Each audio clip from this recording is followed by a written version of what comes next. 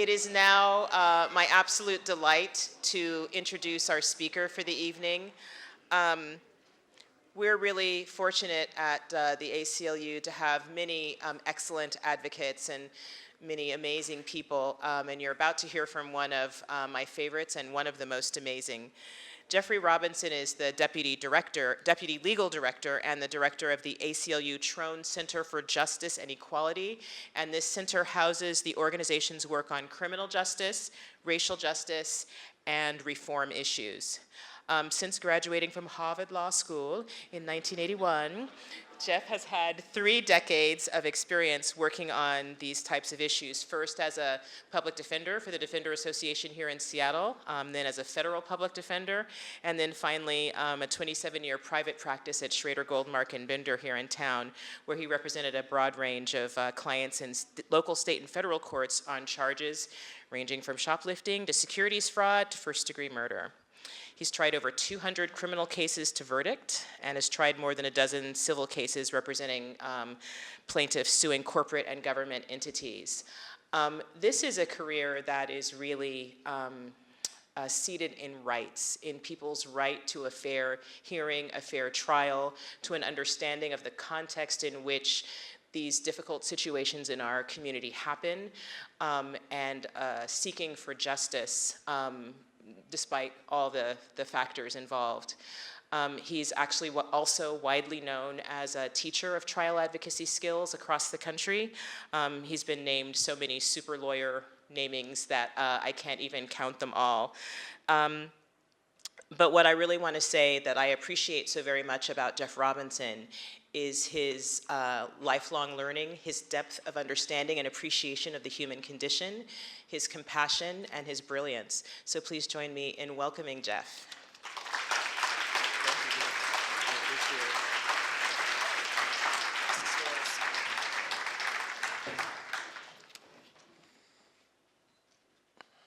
Good evening. I was not expecting this. And it is so gratifying to see this many people who have come out essentially because you believe in the promise of what America is supposed to be. I want to thank you so much for coming and say that I am honored beyond belief to have the opportunity to address you this evening. We are in a unique time in American history. I am 60 years old. Now I'm going to try that again. Because when I say I'm 60 years old, y'all are supposed to say, oh no, you can't be that old, you're young. Thank you very much. And I have seen a lot in this country.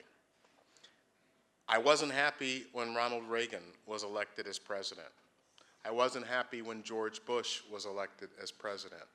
I wasn't happy when George Bush's son was elected as president. But this is something different.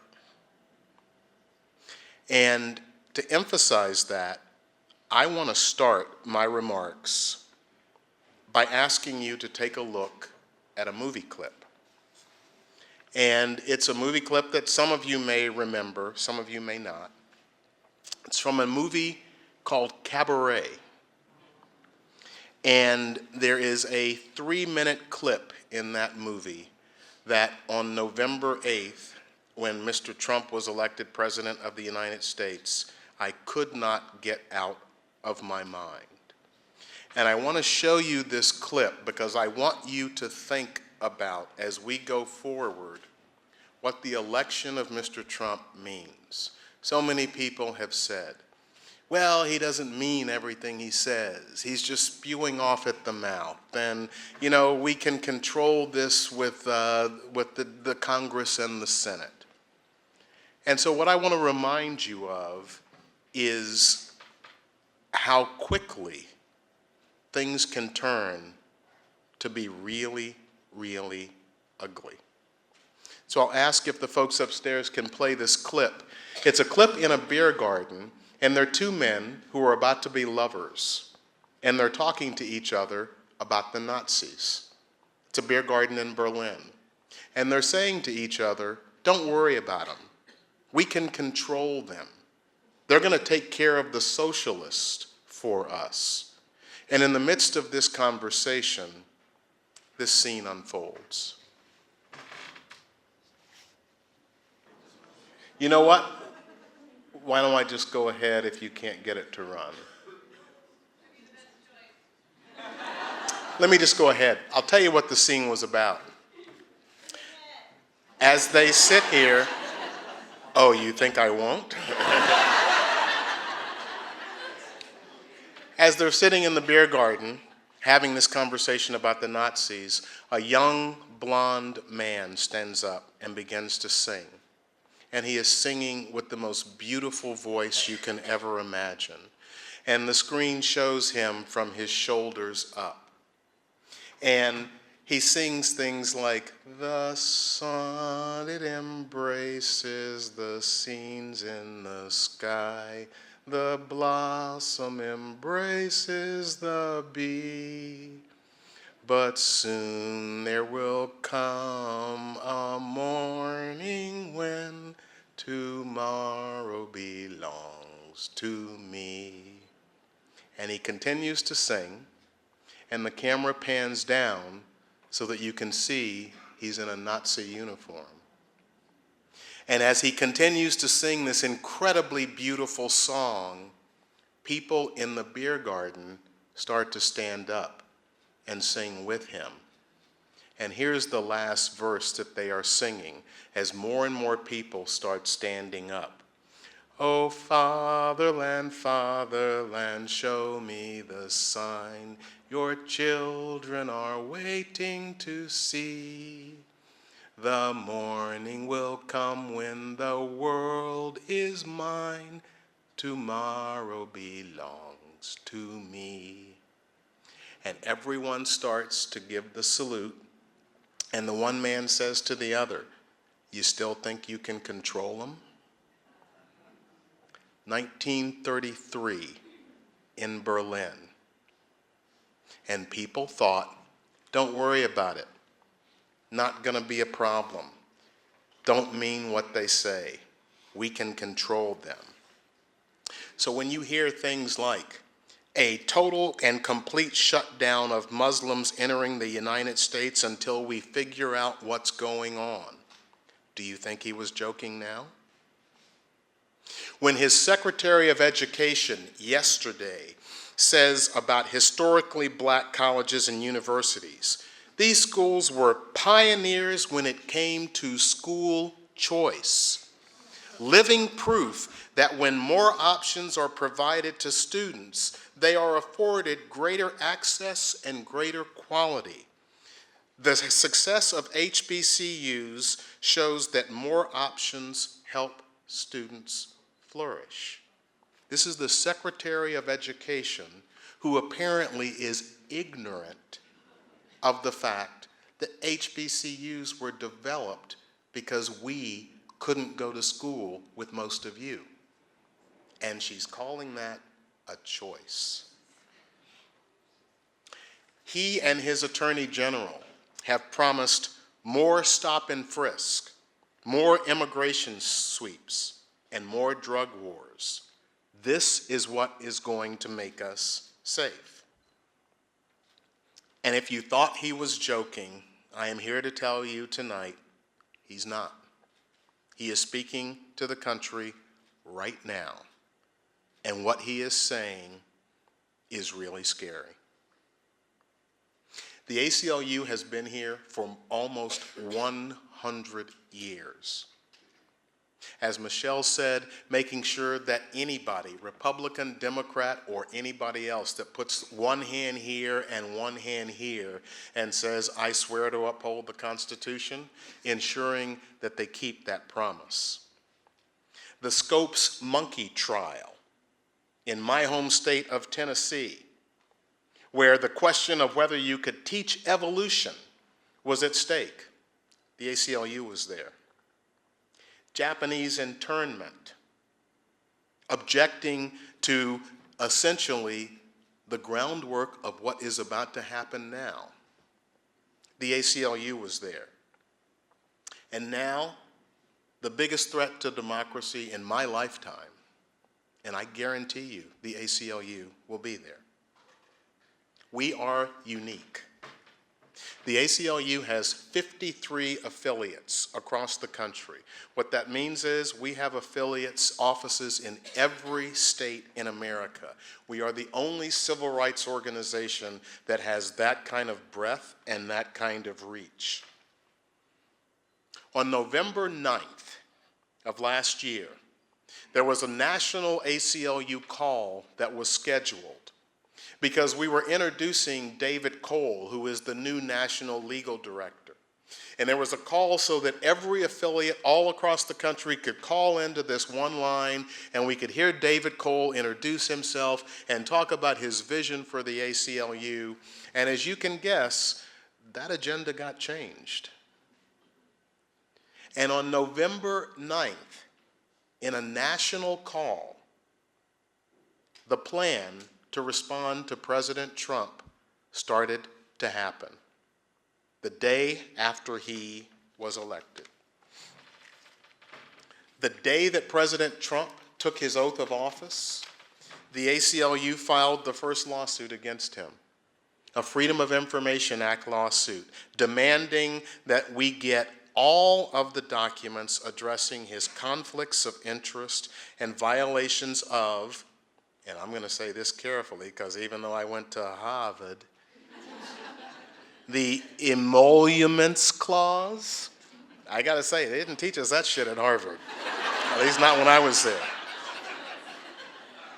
But now I know about it, and we are now searching for business interests, people that own companies that can give us standing to sue Mr. Trump and pursue whether or not he is violating the Constitution with the conflicts of interest that he has in his businesses. And I will just say one thing. Do you really think it was a coincidence that on day one, not of his administration, but let's call it Monday, Mr. Trump says, after making a call to Taiwan and talking to Taiwan and having China get so upset, on a Monday, Mr. Trump says, you know what? I've been thinking about it. The one China policy is probably the correct policy. And the next day, the Chinese government granted him a trademark that he had been trying to get for the last 5 years. Coincidence? I think not. His first week in office, he pulled out his Muslim ban, his travel ban, and the ACLU with other organizations around the country hit the ground running and pushed back on that. Can I stop for a minute and just say, could we have a round of applause for Bob Ferguson, the Attorney General of the state of Washington? Because Bob Ferguson did not have to do what he did. He did not have to put his office out there like he did. But that's one of the things that seeing you here in this room makes me most happy about, is the fact that the ACLU, as powerful as it is, needs allies. And we have them all over the country. At the ACLU National Conference in Phoenix in about 2 months, one of the programs is going to be having attorney generals there, having somebody from the National Association of Attorneys General to talk with us about how we can work with them in pushing back on the policies that Trump is going to try and impose across this country. Now, many of these fights are national. There's no question about it. But many of them are going to be in the states, especially on criminal justice. Fights that are going to be won or lost, not at the national level, but in the states. And I'll give you this one little fact. You all have heard talk about mass incarceration and the fact that we have 2.2 million people in prison in the United States. What you might not know is that if I woke up tomorrow morning and had like an incriminating picture of Donald Trump and I convinced him to let everyone in federal prison out tomorrow, we would still have more than 2 million people in prison in this country. Mass incarceration will not be solved at the federal level. It's going to be solved at the state level, at state affiliates like the Washington affiliate here in this state. That's where the work is going to be done. And what the ACLU plans to do over the next several years is to spend $40 million investing in our state affiliates around the country, giving them the ability to hire lawyers, paralegals, policy experts, and other staff so that they can do the critical work that needs to be done at the state level in all 50 states. We also plan to spend about $13 million on grassroots organization, mobilization of people just like you. If you think that having 5,000 people call a legislator about a particular bill is not effective, you're wrong, especially at the state level. If you think that the demonstrations that have gone on around this country have not had an impact on politicians, I'm not saying they're impacting the orange Cheeto in the White House, but there are other politicians that are impacted when thousands, tens of thousands, or millions of people start to demonstrate. We plan on organizing our membership, which is now over 1 million people nationally, so that we can demonstrate to politicians, you better listen to us, because those 1 million people that walk around, is the one thing about them, they can all vote. We plan on spending $21 million to hire new lawyers and advocates at the national office. Now, you hear all that, and I just want to say, we are still David fighting Goliath, because we may have 300 litigators around the country, and we're going to hire more with what I'm just telling you. The government has over 19,000 lawyers on its payroll. 11,000 of them belong to Jeff Sessions, the new Attorney General. In my view, 11,000 to 400 or 500, that might not be a fair fight, but I'm not sure which way it's not a fair fight. Because I'm not scared of those 11,000, and they better be scared of us. I'm going to come back to Mr. Sessions in just a few minutes. But I want to give you some information, and it may be that many of you have seen some of this information, because Anthony Romero, our executive director at the national office, has sent emails out to all of the membership trying to explain what is it that we're going to do now that President Trump is in office? What is it that we're going to do now that our membership has grown so large? So what is it we're going to do with the money that has been donated to this organization? And I've given you a little bit of that plan, but I want to talk about some general areas that we're going to address. And by the way, Michele, I don't know where you are, but when I've got like 10 minutes, you need to start doing like this.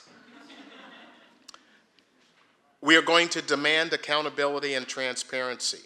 We have so many Freedom of Information Act cases we are ready to file, it will make your head spin. Because when you get the data, then they can't lie about it. And so defending whistleblowers and the journalists who rely on them is going to be a critical part of our work going forward. Attacks on the truth and attacks on the news media are unprecedented. When I say unprecedented, in this country, in this democracy, because I have hesitated so often in making the comparisons to Nazi Germany, because I don't want to overstate things and I don't want to be an alarmist. But you know that the Nazis attacked the news media and said that they were liars, that they could not be trusted.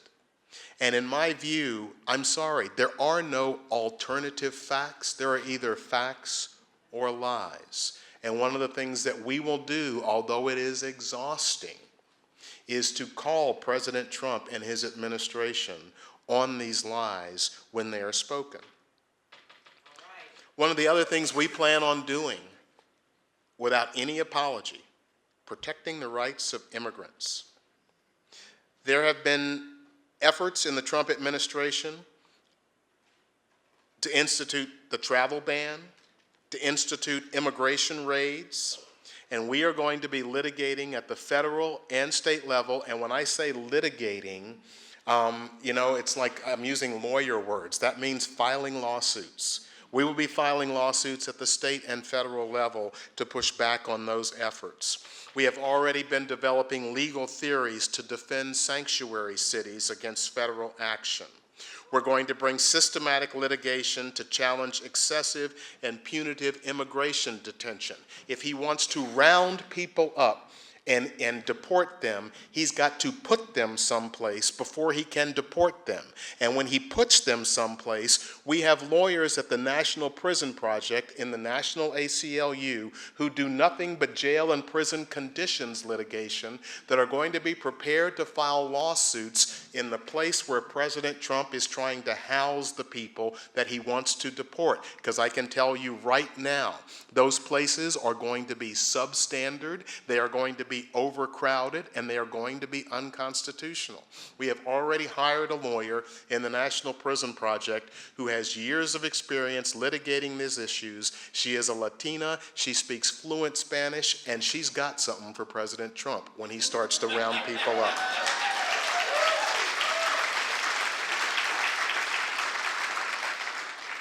We are going to defend reproductive rights. We are going to oppose any attempt to defund Planned Parenthood. We plan to file litigation challenges to any federal restrictions on abortion. This is simply not an issue. This is not a discussion. There is no, well, maybe. This is a yes and a no. We will fight back against any and all attempts that this administration makes to cut back on women's health rights. Let me get back to Jeff Sessions for a minute, because Michele told me I got 10 minutes. I want to read you a couple of comments that he has made recently. Unfortunately, in recent years, law enforcement as a whole has been unfairly maligned and blamed for the unacceptable deeds of a few bad actors. Our officers, deputies, and troopers believe the political leadership of the country has abandoned them. Their morale has suffered. As of last year, amid this intense public scrutiny and criticism, the number of police officers killed in the line of duty increased 10% over the year before. Now that's what he has to say about criminal justice. That's rhetoric. But let me give you some facts. 41 law enforcement officers were maliciously killed in 2015. That's down 20% from 2014. 64 law enforcement officers were shot and killed in 2016. That includes the shootings that made national headlines in Dallas and Baton Rouge. Here's the thing to think about. In the last 10 years, 1,439 officers have been killed. Some of them maliciously, but that total includes officers who are killed when they're driving in their cars and they have an accident, officers who are killed running into a building trying to save someone, officers killed from all causes in the last 10 years. The last decade, 1,439 officers. Between June of 2015 and June of 2016, police killed 1,146 people. That's almost as many people as police officers that were killed in a decade.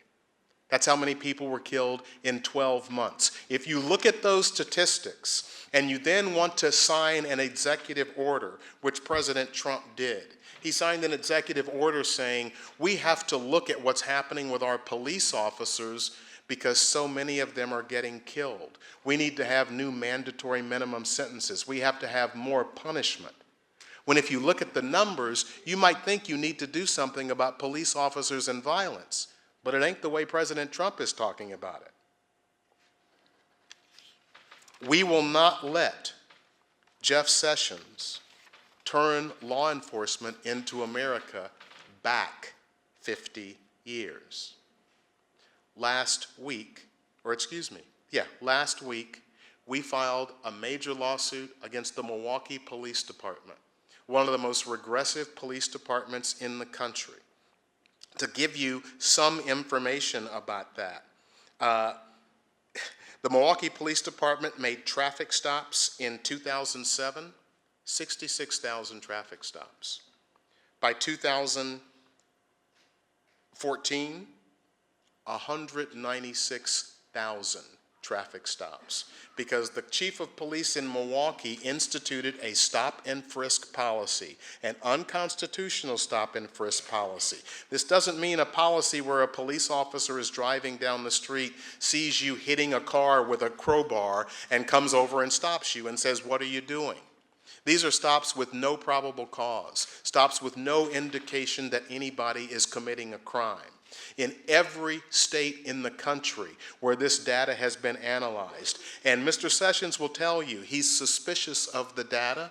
Well, the data comes from the police departments themselves. It's not an organization like the ACLU making it up. It's the police department's own data. The lowest number of completely innocent people, that means the people in this room, completely innocent, the lowest number of completely innocent people that have been stopped under stop and frisk policies across America, 75% in the city of Boston. In New York City, in the 5 years that they examined this issue, the number was between 82 and 86% innocent people stopped under a stop and frisk policy. You cannot solve crime in any community in America by stopping innocent people and harassing them. You wouldn't accept it in your neighborhood, and I ain't accepting it in mine.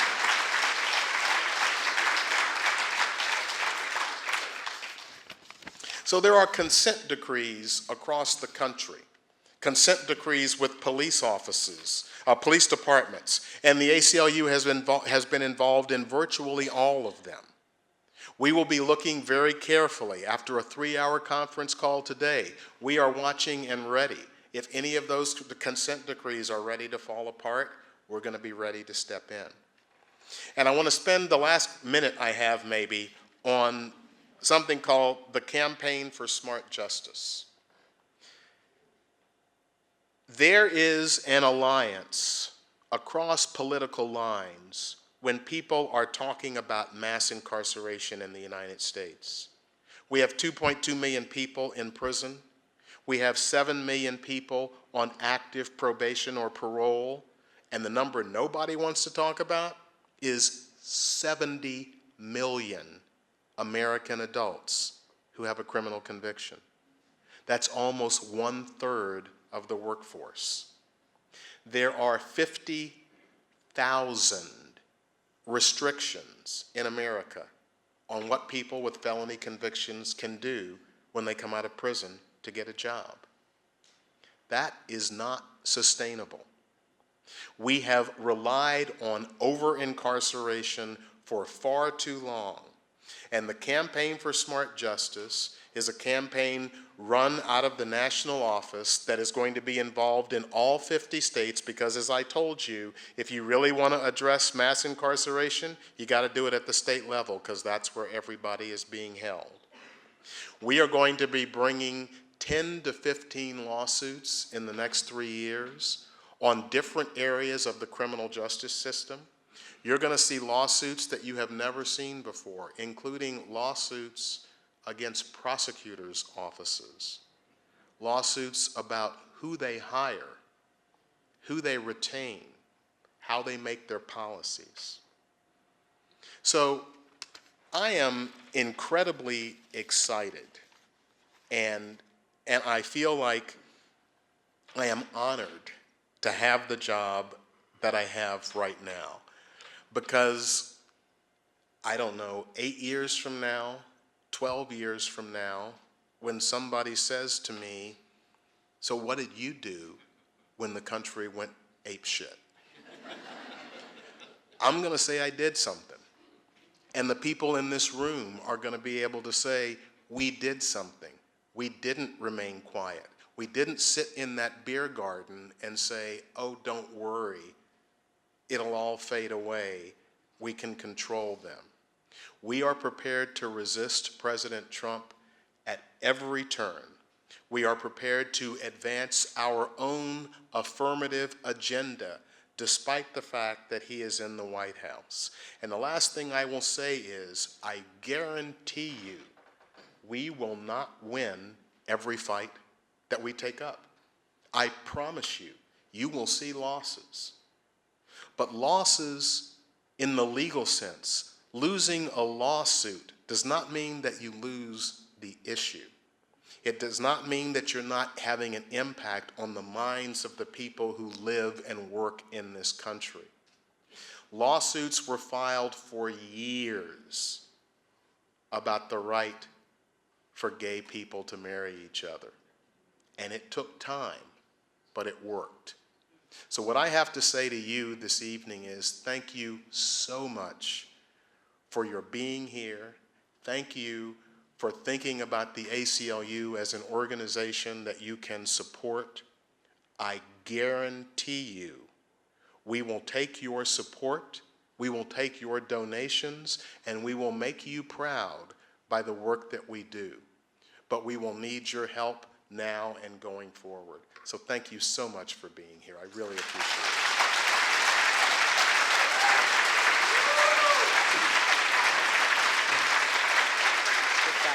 So first of all, thank you for your remarks and for the strength of your remarks and for just being on top of it down there at the Trone Center. Thank you.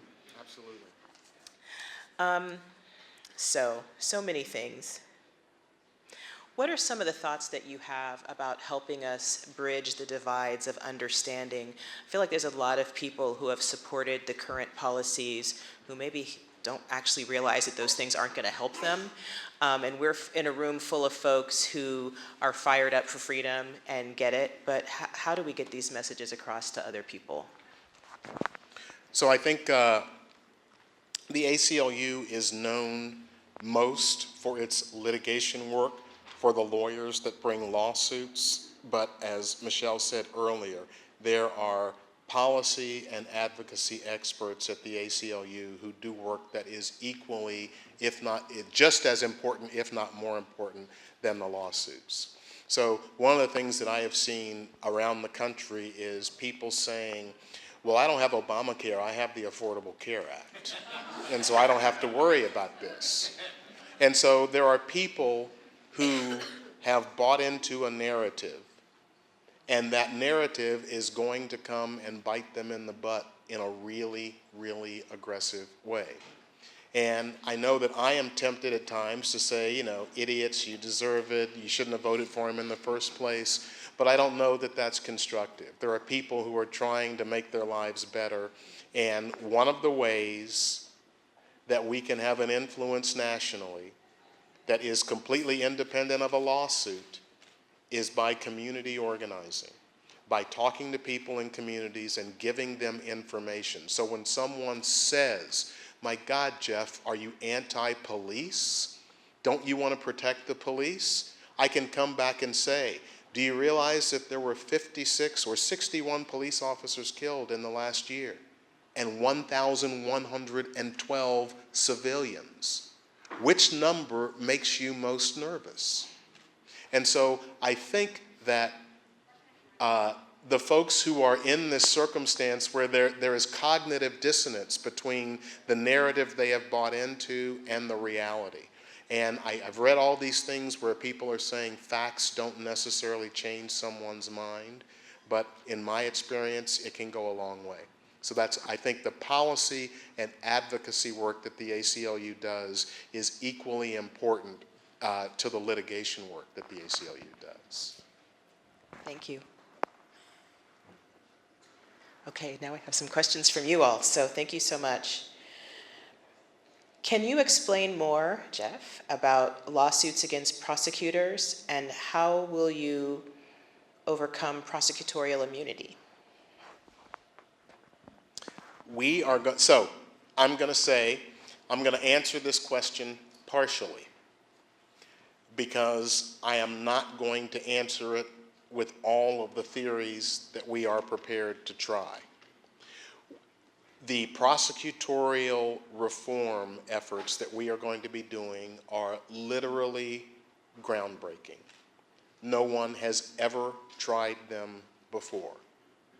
But there are ways to sue prosecutors' offices that do not engage prosecutorial immunity doctrines. And for the non-lawyers, most prosecutors are immune for most of the actions immune from civil liability, for most of the actions they take as prosecutors, as long as they are doing it within the general realm of their expected duties as a prosecutor.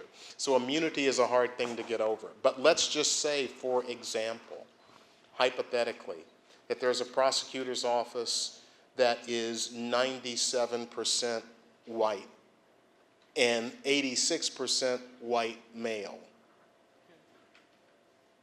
There are employment lawsuits that can be filed about who's in the prosecutor's office. And if you think it doesn't make a difference, I'm here to tell you that it does. Because when you have people from impacted communities that are working as prosecutors, all of a sudden the conversations start changing. 97% of the people in prison in America are coming home. They're not going to live there forever. They're moving back in with us. And I know the Johnny that I want coming back into my neighborhood. It's the Johnny that's been in prison and hasn't been physically abused, hasn't been put in solitary confinement, hasn't been denied educational opportunities, and is given a chance when he or she comes out to actually have a life that's worth living. That's the person I want coming back into my communities.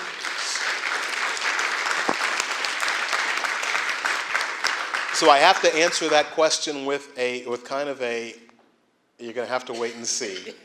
But we've got a few things up our sleeves. If some of you are old enough to remember Rocky and Bullwinkle, and if you remember Boris Badenoff and Natasha Fatale, they always carried around a little briefcase called Secret Plan or Sneaky Plan. We've got one of those briefcases. Awesome. And we know if you have a sneaky secret plan, it's a good one. So someone else has indicated that they volunteer extensively at public schools, very worried about charter school vouchers depleting services in public schools. How can the ACLU help against the agenda of Betsy DeVos? That is a really good question, and the Racial Justice Project or program, which is in the center that I direct, is one of the programs that focuses on educational opportunity. So the moves that the president will take and the moves that his administration will take are somewhat daunting. Many of them may not be subject to litigation, because the president and the Department of Education will have certain authority to do certain things. If they want to talk about charter schools and to advocate for them, they can certainly do that. There are even policies that they can change to try and make these kind of schools more popular. We are looking at both litigation strategies but advocacy strategies. And when I say advocacy, I mean political advocacy, going to lawmakers to make sure that the Department of Education actually stays the Department of Education. There are those who think that public schools in America don't serve a purpose anymore, and that all of our children should be educated in quasi-private schools. The legal barriers to what President Trump wants to do on his education agenda are there, but they are not well developed, because this litigation has not been well developed throughout the country. So one of the things that we are doing is hiring really, really creative lawyers. And as I said to you, there may be lawsuits that we bring that we lose, but if we can bring a lawsuit that will educate people about an event that's going on or about things that are happening in a school system that they don't know about, then even if we lose that lawsuit, making the public aware may be worth it all the same. One of the things I have been amazed at as I've traveled around the country is the ignorance in America. And I'm not saying that to be insulting. Ignorance obviously doesn't have anything to do with intelligence. It just means you don't know certain things. And the things that people don't know about what's being done in the education system, I think are just, it's an extreme list. So policy, advocacy, and some litigation is how we will deal with Mr. Trump's education agenda. Thank you. So there are so many issues to fight for and so many groups to support. How do we make tangible change? Where do we focus our energy, our money, and our time, especially if it's very limited? So I will tell you, the ACLU is an organization that I have always respected, and in the last 18 months when I have been a member of the organization, I have come to love it. I'd be a liar if I told you we can do this by ourselves, because we can't. And there are so many issues to deal with. So I'll give you an example. I just told you that 97% of the people in prison are coming home. At the ACLU, we have all kinds of expertise on criminal justice issues, on the laws that are passed and how they are executed, on police behavior. We have no expertise on what a person coming out of prison actually needs to succeed. So we did an incredibly radical thing.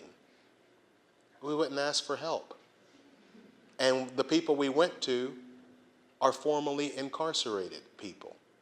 So everybody in here that is a member will get a copy of Stand magazine. And the next issue that you get is going to have a group of people that I refer to as the Super 8. They have, I think, collectively served about 80 years in prison. They are all formerly incarcerated people. They are all running organizations today to aid and assist people coming out of prison with real services, with educational and economic opportunities so that they can actually have a home and raise a family. And so we are doing all kinds of work, advocacy work, in writing reports, giving information to legislators, giving information to business owners. And the people we're doing it with are these formerly incarcerated folks. And so you will see a document that comes out of the National ACLU within the next 3 months. It will be a document that is entitled something like the Trone Education and Employment Report. The people on the board putting this report together include, and so hold on and just work with me, the CEO and legal director of Koch Industries, the human resources director at Walmart, Clay Bennett, the owner of the Oklahoma City Thunder who stole our Supersonics. And what I will tell you is that I met Clay Bennett and I was prepared to hate him because I loved our Sonics. This guy is one of the most amazing people I have ever met. And let me give you an example of this. We think about the Trump election and how devastating that was. In the state of Oklahoma, Mr. Bennett's state, Trump won 65-35. Overwhelming. And the state of Oklahoma in that same election at the 60% level passed some of the most amazing criminal law reform anywhere in the country. Every drug, from marijuana to heroin, possession of that drug is now a misdemeanor instead of a felony. They tripled the dollar amount that makes the difference between a misdemeanor and a felony for property crimes. And they had the third law that said every penny that is saved from these other two laws goes into community reinvestment. Clay Bennett was behind that. Clay freaking Bennett. One of the most conservative people in America. But he is a devout Christian. And so people are coming to these issues from all kinds of different ways. And what Mr. Bennett said to me, and I don't think he would mind me sharing it, is I'm a devout Christian, and I had turned my face away from these issues. And people in my church started to talk about it, and I had to look at it more carefully, and I got to the point where I couldn't tolerate it anymore. Mr. Bennett is driving criminal law reform in the state of Oklahoma, despite the fact that Mr. Trump won that state overwhelmingly. So I see that as an indication that there are places where, by simply educating people about what the true facts are, you can make a huge difference in the kind of work that they're willing to do. So what you're going to see the ACLU do is there are things that we are absolutely frickin' experts on, and we will take the lead there. But we are not going to be afraid to go to other organizations that have expertise, and especially organizations that are made up of the communities that are impacted by the work that we're trying to do. So we're not going to say to the black and brown people who are coming out of prison, we're the ACLU, we know what's best for you. We know what you need when you come out of prison. We had a radical idea. Why don't we ask them? And it's amazing what you will find out if you're just willing to ask somebody who has more experience in an area than you do. It has nothing to do with intelligence. It has to do with ignorance. And so one of the things I am proudest of about the ACLU, we are becoming less ignorant every single day.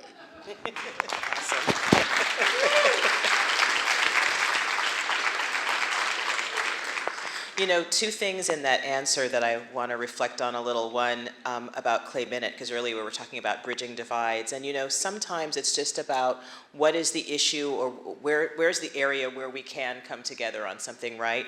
Because he was seeing what those problems were in his community, and he was getting pushed. And even though he's conservative, look at these totally progressive initiatives that he's pushed forward. That's very exciting, and it definitely will lead to less incarceration in Oklahoma, and I hope we can get that here. I have a card I don't entirely understand, so I'm going to show it to you. See if you... I do understand. Okay, right on. And I actually asked for the person to ask this question, so I appreciate it. So you repeat the question. The question It is, wasn't a complete sentence, and I couldn't do it. ACLU versus Nazis in Idaho, what the fuck? WTF. Yeah, I understand that completely. For people who have not followed the ACLU for a long time, I've had all kinds of my friends come up to me and say, what are you wasting your time defending the Nazis for?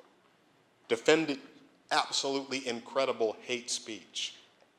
Why are you focused on that issue when those groups do so much damage in America? And this is my personal view, but it's a view that I think is being reflected more and more throughout the organization. The ACLU will defend the First Amendment every fucking time, period, end of story.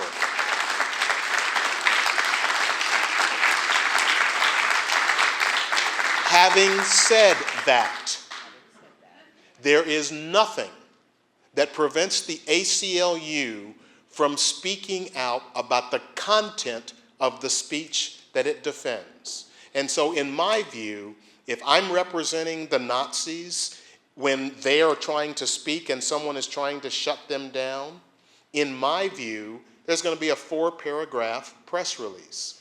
And the first paragraph is, this is some of the most ignorant, stupid, hateful shit I have ever heard, and only an idiot would say this shit. And the second paragraph is, and in America, you have the right to be an idiot. You have the right to say what you want, even if it is offensive. So there is a difference between defending the right to say hateful shit and approving of what that speech is. And what the ACLU, in my view, has not done a good job of is explaining that difference, both to our members and to people in the community. So, you know, when I first heard about the march in Skokie, Illinois, and the Nazis marching through Skokie, I'm like, how could the ACLU defend that? I don't understand how they could defend that. but they defended it because if it's the Nazis that we're stopping tomorrow, it will be the women in Washington, D.C. next. And if you don't think that this administration would be willing to stop those kind of demonstrations, think again. David Clark, the sheriff of Milwaukee County, who was being considered as one of the top people for Mr. Trump's Department of Homeland Security, his comment about the Million Women March, it was a bunch of criminals that needed to be brought under control. Free speech is one of the cornerstones of our country. And this is how I'll end my answer to this question. There's this guy named Milo something or the other. And like, so people don't want him to speak at colleges, and I get that. If it was me, my view would be, let him speak. But I'm going to that speech with 30 other people, and I'm going to design a cross-examination of that asshole that will expose him for what he is. And at the end of the talk, when it's like, any questions, I'm going to stand up and start asking questions. And when they say, hey, you've asked enough, someone else will stand up and say, I cede my time to him, and he can ask some more. So I am going to plan how I am going to combat that speech, as opposed to shutting that speech down. Because when people actually find out what it is that he's saying, has everybody paid attention? He's like lost book deals, and there's all kinds of consequences that have come to him, because when people stopped trying to shut him down and actually listened to what he was saying, everyone was like, that's the most stupid shit I've ever heard in my life. So I think that's where the ACLU has to do a better job of unapologetically defending the First Amendment, but at the same time making it clear that while we defend the right to say something, the content of that speech is open to our First Amendment rights to say what we think about that speech.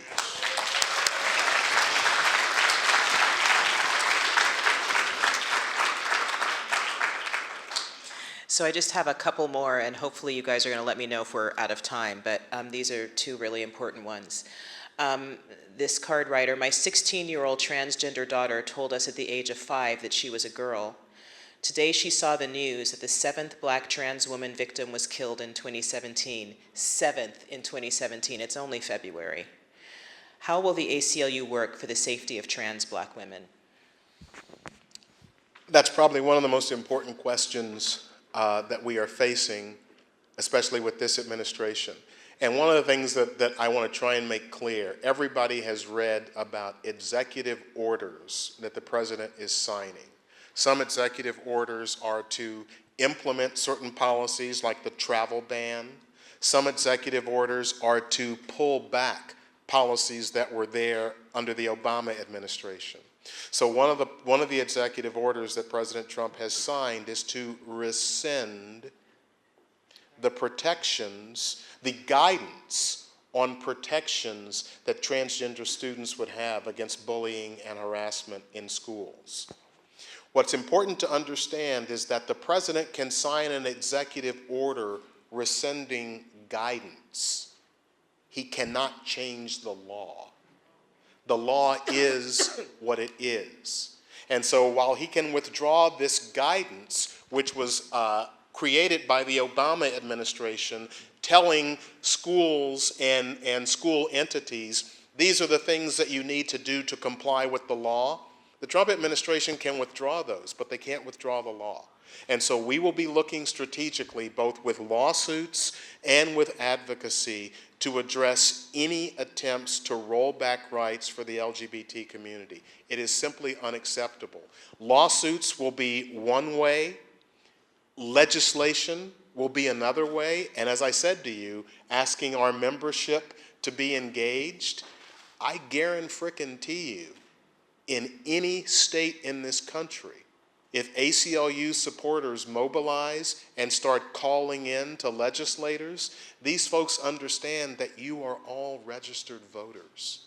And that is a way that we can have an impact. So I will say that the pushback on anti-LGBT legislation and action by the Trump administration is one of the 7 priorities that Anthony Romero, the executive director, has set for our national office, and that goes down through the affiliates as well.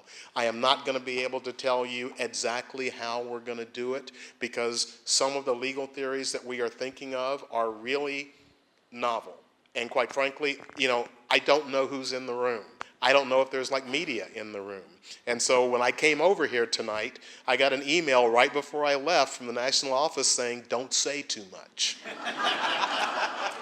But for whoever wrote that question, I want you to understand, we get it. And this is a critical, critical issue that this new administration and its policies and actions have risen to the top of our list. Absolutely. Thank you.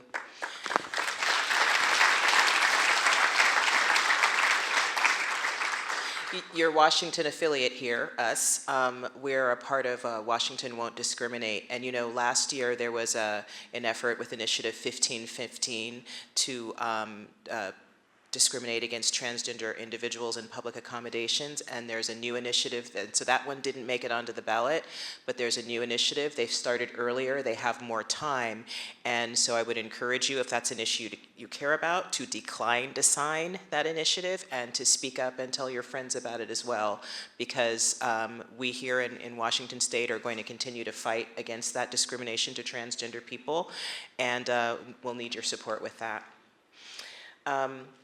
I just want to, before I get to this last question, we're talking about executive orders, and there have been so many executive orders, including one like on day one, and now I'm forgetting exactly what this was called, but I bet you know what it is. Like right after the inauguration, he named January 20th a day of national, what was it, a day of national pride and joy or something. And I just, I was a little chilled by that because it kind of reminded me of the clip that we didn't see, right? And so it's just, I guess, that reminder to pay attention, right? And to, well, can I yeah, say please. something about that? I'm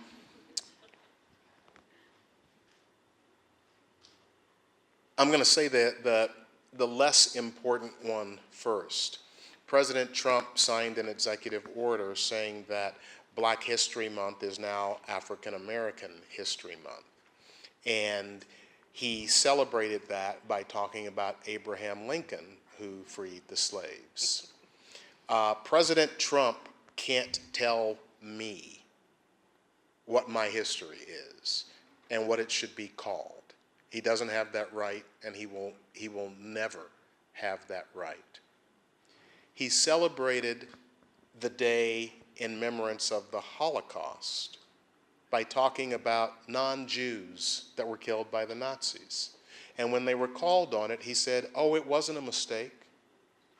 It was done on purpose, just to remind people that the Nazis killed other people. Now, that's a significant and important fact, that the Nazis killed other people, but you don't talk about that on Holocaust Remembrance Day, because Holocaust remembrance is about 6 million Jews, not about gypsies, not about other Europeans. It's about the Jewish community that Hitler tried to wipe out.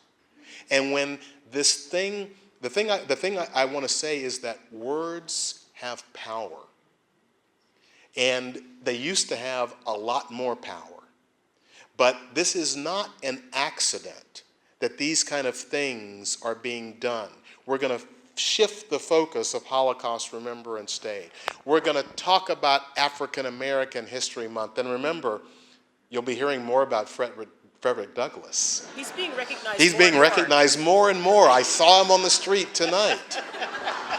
And this is the thing when I talk about it can be exhausting when you feel like you have to fact check or push back against every single thing that this man says. And I will tell you, we will not be doing that.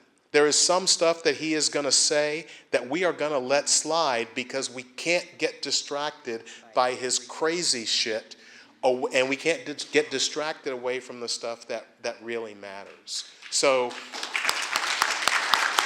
I think this is going to be hard, and it's going to be a challenge for all of us. It really is, to stay focused on the stuff that matters. One of the things that I am hoping, I won't say we, that I am hoping, is that we have all of these new members. And so I will say this here tonight. I am begging you, hold us accountable. Hold us accountable for your donations. Hold us accountable for your support. Do not be satisfied if we are not aggressively litigating these issues. Call us up and say, what the hell are you doing? We need to be held accountable because this time is an incredibly important time in American history. And as I said, we need to be aggressive, we need to be creative, and that means we are going to lose some of our fights in a courtroom. I have always said to myself as a criminal defense lawyer, for 34 years, that's what I did. I never wanted to be anything else. It's why I went to law school, to be a public defender and a criminal defense lawyer. And a long time ago, I figured out, if you don't want to go crazy, you better figure out what you think about your performance before the verdict comes back. Because if you judge your performance on the verdict, you will either get an inaccurate increased view of your skill and talent or an inaccurate decreased view of your skill and talent. Some of the most amazing work that I have ever done in my legal career has been in courtrooms where my client has been convicted. And some of the most shoddy work I have done has been in courtrooms where my client has been found not guilty. So I want you to judge us not only on whether we win or lose a lawsuit, but how careful have we been in filing it? How aggressive have we been in bringing it? What other goals did we achieve by making people aware of what's going on? I have told the people who filed the lawsuit in Milwaukee, I don't care if they win it or lose it. I actually don't care. What I want is the discovery that happens in a lawsuit. And for the non-lawyers, discovery means when you get documents and when you get people in depositions who are under oath and they have to answer questions. I want the Milwaukee Chief of Police on a witness stand answering questions under oath, and as soon as he gets through answering them, I want the Milwaukee Journal publishing them so that every frickin' person in Milwaukee County can see what their police chief is really saying, and many people will be shocked and offended. How about this quote from the police chief? I know we're stopping innocent people. We're definitely going to stop a whole lot of innocent people. I just don't care. That's what we're going to do. So hold us accountable to aggressively pursuing and defending the agenda that we have told you we're going to pursue. And that will be one of the biggest gifts that you can give this organization. Thank you.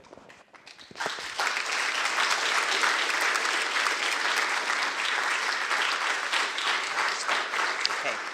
So I want to thank you all so much for your questions and for your engagement.